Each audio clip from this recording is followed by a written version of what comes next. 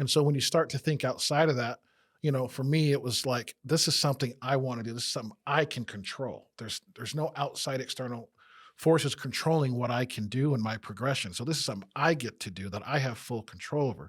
And when you take it from that point of view, it's empowering because you're in control of your own story.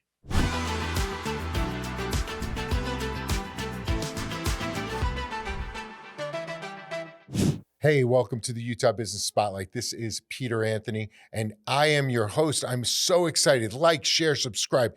Today, we are here with author Dwayne Madry. He is going to tell us about what he's doing. It's completely different than books have ever been launched. Nothing has happened quite in this way, and it's exciting. And it's really exciting to have amazing international authors living here in Utah that are setting the world ablaze. You saw it here first.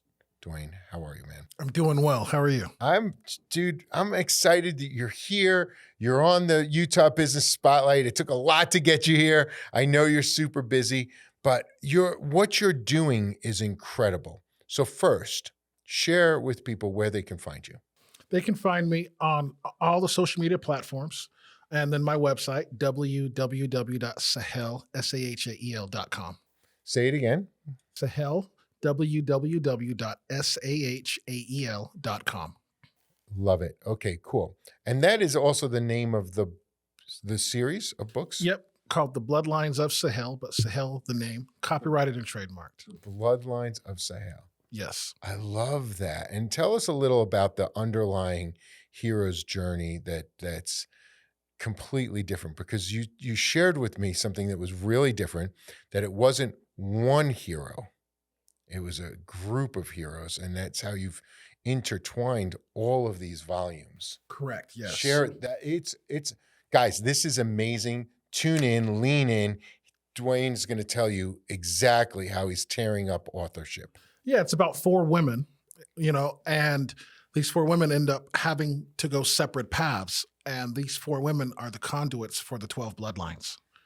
Wow. So 4 women, 12 bloodlines. Interesting. Tell us about one of the heroines' journeys. Yeah, one of the heroines, her name is Odira. And so she is taken from her homeland, and she has to then grow up and figure out who she is, and she has to become something she doesn't know that she is. Oh, interesting. And it's a very universal theme, because I moved here from, my father was a transplant, and even when we move from city to city, we've got to figure out now, who are we in this new place that we live versus who we were in the old place. And it's interesting because it's so universal, right? I mean, everybody's trying to figure out who they are. And what you've done is you've laid a path of clues and discoveries that are just completely intriguing and intoxicating, that allow the reader to help self-discover as well through her journey. That is correct, yes. Yeah, that's what makes it so cool. Yeah, we like that. And to couple that off, there's a graphic novel for every novel. There's a graphic novel and a novel. Correct. Wow, what a ton of work, but very, very cool. So tell us about how many novels are there? There's over 150 plus. I've written the first 15 volumes. I've outlined the second 15 volumes to be written. Wow. So there's 15 volumes currently. Mm-hmm. And they introduce all these 4 heroines. Correct. The first 4 are introduced in the first 15. Wow, it's so cool. And then there's graphic novels to go with them. Correct. And I hear underlying that, there's potential movies or So with that, I've created the vertical I wanted to create was for every novel, a graphic novel, for every graphic novel, animation, and then for animation, TV and movies, apparel, everything. So yes. Wow. And becoming an author it's so daunting, right? So many people have ideas, but they don't know how to execute them. And when you have an idea as big as yours, right? 150 novels, even to get through the first one is daunting, but you've already gotten through 15 and started on the next 15. How did you find the motivation to overcome the fear of jumping in? I think it started with, it definitely was scary, but I think it's more or less learning about who you are. And when you learn who you are and you are the limiter of your own self. Hmm. And so when you start to think outside of that, for me, it was like, this is something I want to do. This is something I can control. There's no outside external forces controlling what I can do in my progression. So this is something I get to do that I have full control over. And when you take it from that point of view, it's empowering because you're in control of your own story. I love that. Now, tell me, how long did it take you to knock out the first novel? 5 years. Oh man, that you are committed. Hmm. That's so cool. 5 years to knock out the first one to get basically the foundation. But I would imagine in that 5 years, you also determined, hey man, this is going to wind up to be 150 novels. So components of the entire journey were unfolding within that 5 years That is correct. simultaneously. Yes. Yeah, and it's always the first one seems to always be the hardest in anything, whether it's a business or a novel, because you're outlining the whole process, right? You've got to see everything. You've got to articulate everything. Once it's articulated, then you don't have to re-describe the castle. You don't have to re-describe once the characters are introduced. Did 2 through 15 take less time? Oh yeah, because as you're writing the first one, you're outlining everything you want to do. Because when I started writing, I didn't even have the end in mind. Really? I was like, all I know is I know where it's going.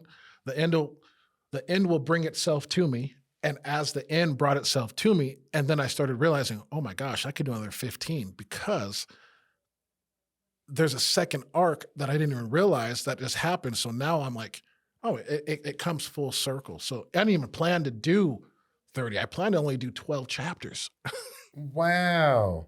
And it turned into this incredibly cool saga, which I really, really love. Now it's about 4 women, but the book is not for women. No, it's for everyone. It's for everyone. Yeah, it's very inclusive. You're going to see women, you're going to see men enter the program, enter the story. You're going to see those of different preferences from a sexual standpoint enter the story. It is very, very inclusive, but what it does is it forces everyone to have to become one in order to triumph. Where does it take place? So it takes place in the world of Ard. In the world of Ard, which means earth in Afrikaans. Oh. And so it's during the Age of Enlightenment, during that period of history, and it stays there. So that's where it's taking cool place. Too. So it's during the Age of Enlightenment in the world of Ard. Ard, A-R-D. A-A-R-D-E. A-A-R-D-E, Ard. Mm-hmm. Very, very cool. And what makes Ard different than the U.S.? So what Ard is... Why didn't it happen in Boston? So it was set in an alternate universe. So it's a retelling of history from the Black perspective. Cool. I love that. So it's in a alternate universe, but some of the same components of our universe show up in there. Correct. And it tells the story through the perspective of a Black experience. That is correct. I love that, man. And so it is definitely inclusive. You're hyper focused on the heroine, yes, right, which is inverse, right, which is very exciting, and their journey and their perspective. Correct. Very, very cool. So you've gone through this process. People can find your website. They can start to experience. How many of the books can they experience right now? The first 2 volumes are available. Volume 1, Volume 2. Mm-hmm. And then Volume 1, Book 1 of the graphic novel is available with Volume 2 ready for pre-order. Are they available on your website? They are. And are anywhere else? Yeah. So if you go to any of the social media platforms, Instagram, YouTube, Shopify, Twitter, all of the major TikTok, I'm there as well on all of those platforms. That's so cool. So you're hanging out. How old are you now? I'm 45. Oh gosh, you look so young. So God bless you, man. So, well, clearly God has blessed you because you look so young. You Thank look, you. you got that twinkle in the eye, right? This is awesome. So, you did you study to be an author? You know, no, I didn't. I always wanted to be. I just remember being in first grade, sitting down with my first teacher, and she would read books, and we would sit there and listen. And I remember getting so caught up in what was going to happen next, and then we had to stop abruptly, and I get very frustrated, like, "Why are you stopping?" And so it got to a point where I'm like, "I'm just going to write what I want to happen next." Oh, that's so cool. So, and this is a universal experience. So often we move into a journey that's artistic or creative, and people don't understand. What was the feedback when you told your family you're going to stop doing what you're doing, and you were doing quite well at it, and then become an author? I didn't tell them. I just did it. That's so... But I got, I mean, and I did say, I mentioned a few things, and, the question was, well, why would you do that? Yeah. That's when I said it to some close individuals. And then when I realized, I'm just going to keep this to myself. And then once it blows up, they're like, well, how come you didn't do it sooner? And you get that look like. Yeah, that's cool. That's so cool. And now, what is the hardest thing for a new author to do? Oh, I think it's just putting yourself out there, because when you put your name on something, you got to own it. Mm-hmm. That's why they use pen names. Exactly. Right? And I'm not into that, because I'm like, look, this is mine and I'm going to own it. And I know it's good, because if it weren't good, I wouldn't have others reaching out to me. I love that. I love that. I love that. I love that.